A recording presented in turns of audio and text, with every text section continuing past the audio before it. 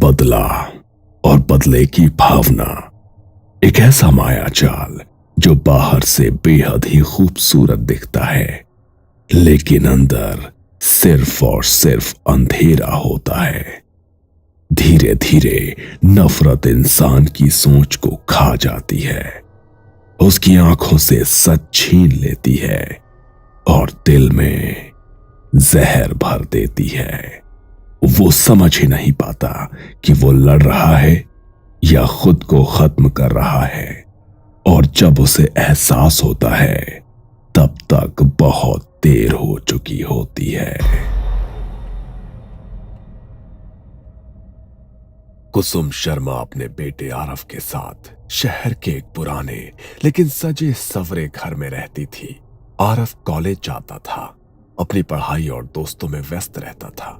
कुसुम ज्यादातर वक्त घर में ही रहती, लेकिन एक बात थी जो आरव ने सालों से नोटिस की थी।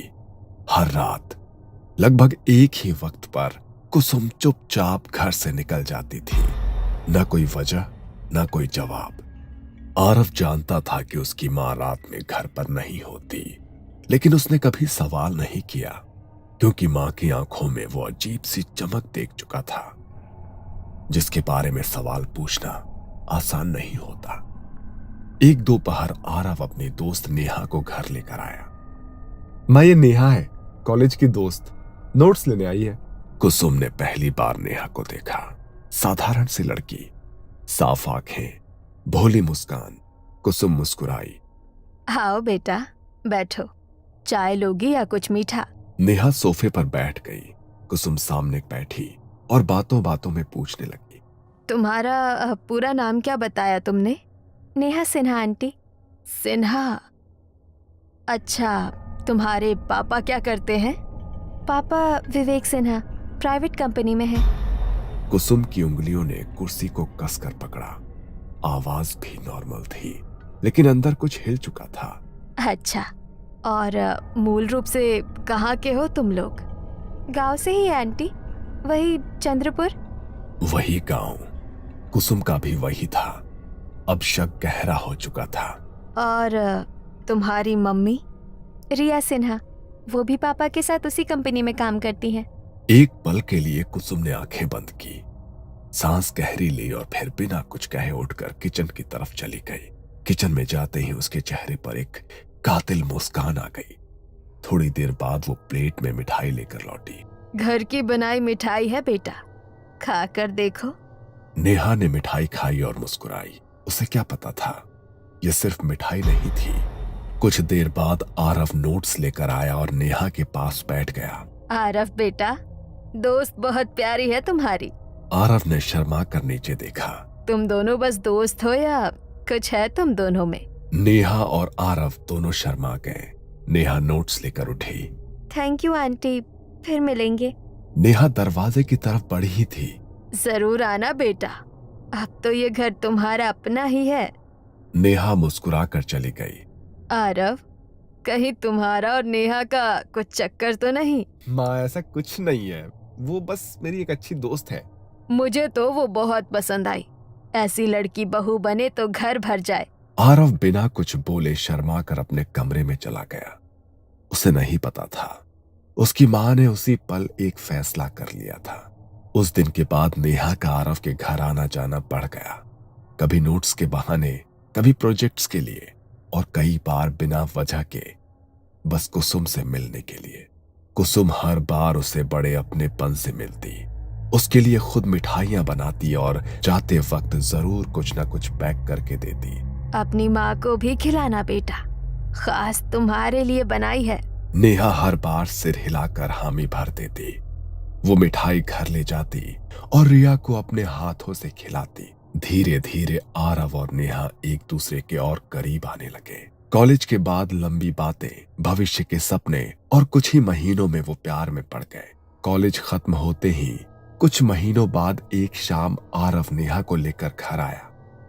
मां, मैं नेहा से शादी करना चाहता हूं। कुसुम ने उसकी तरफ देखा। चेहरे पर खुशी दिखाई, लेकिन आंखों में कोई और ही चमक थी। उसी दौरान नेहा ने धीमी आवाज में एक और बात कही।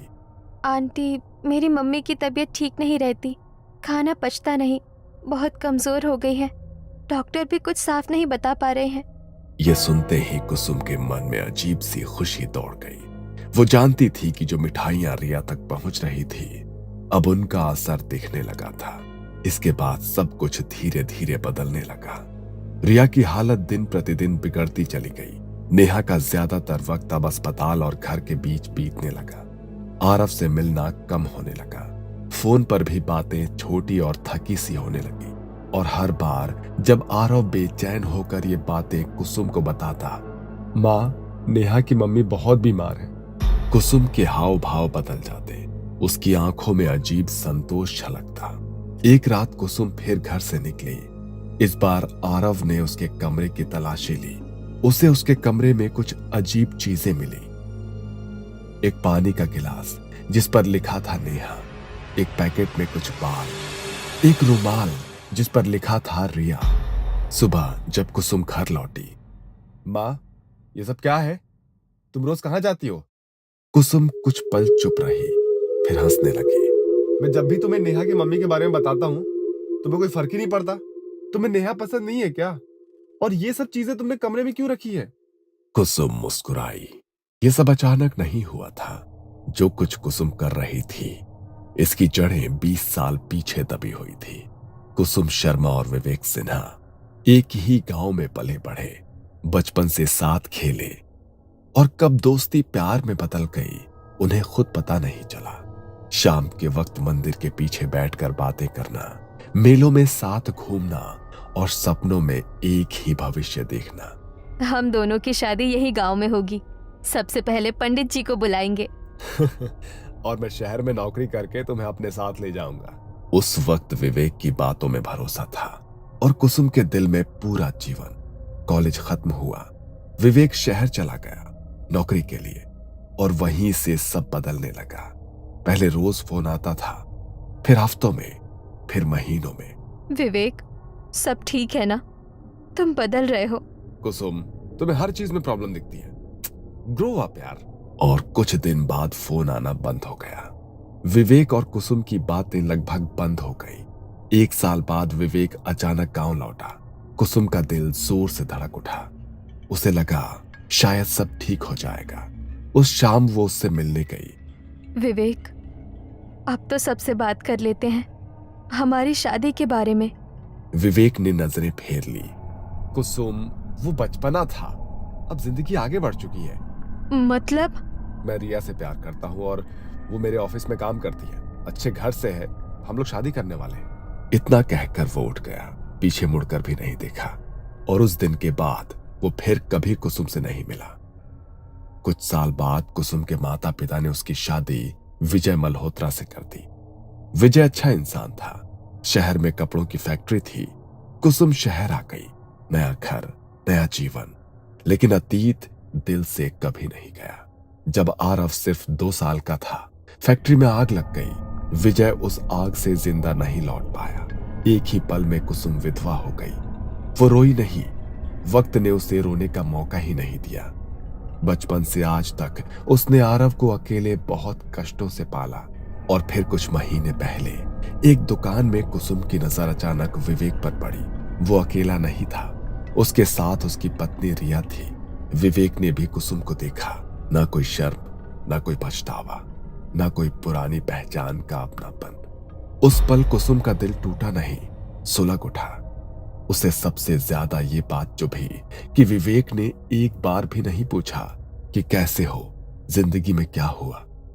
उस दिन कुसुम ने फैसला कर लिया, उसकी हर खुशी मैं छीन लूंगी विवेक, जैसे उसने मेरी छीनी थी। बचपन में उसने गांव की बूढ़ी औरतों से कई कहानियां सुनी थी काले जादू के बारे में। किसी ने धागा बांधा, किसी ने कुछ खिलाया और किसी की पूरी दुनिया उजड़ गई।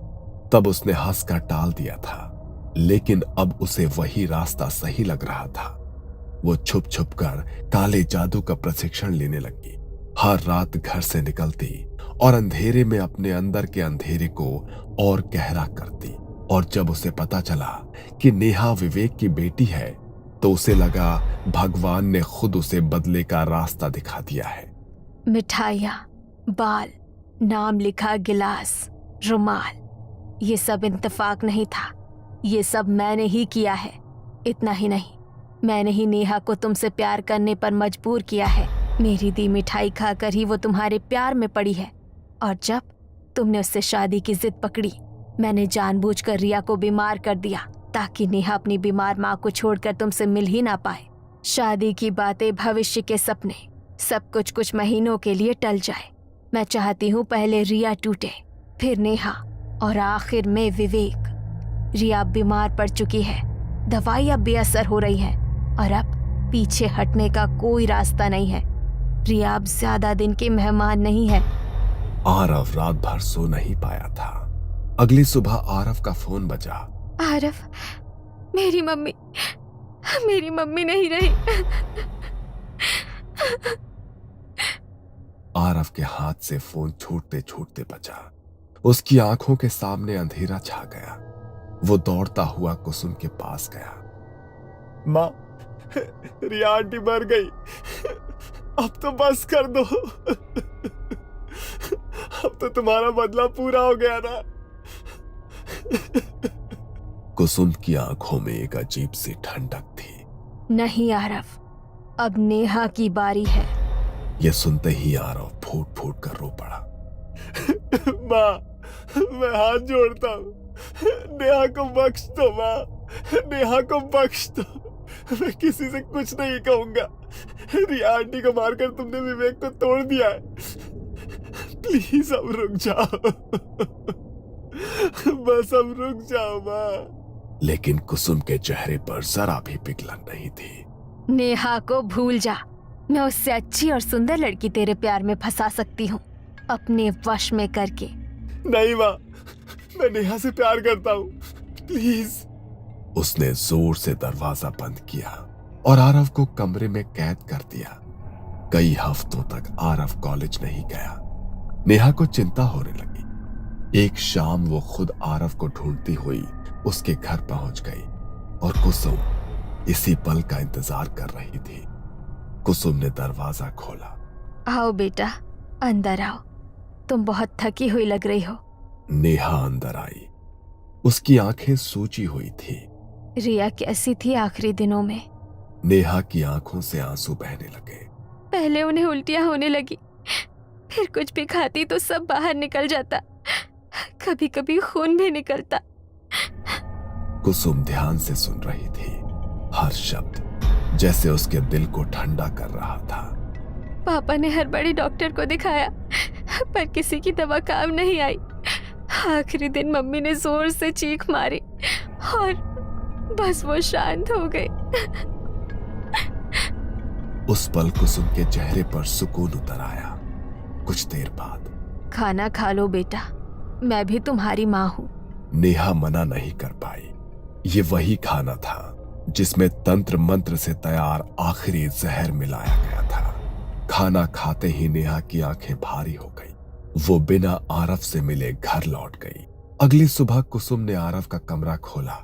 कल नेहा आई थी, बहुत बातें हुई हमारी और वो खाना खाकर चली गई। आरव को अजीब सा डर लगा। उसने नेहा को फोन किया। फोन विवेक ने उठाया। नेहा बहुत बीमार हो गई है, ठीक वैसी ही हालत है जैसी उसकी माँ की थी। आरव दौड़कर नेहा के घर पहुंचा। नेहा बिस्तर पर पड़ी थी, कमजोर, डर से कांपती हुई।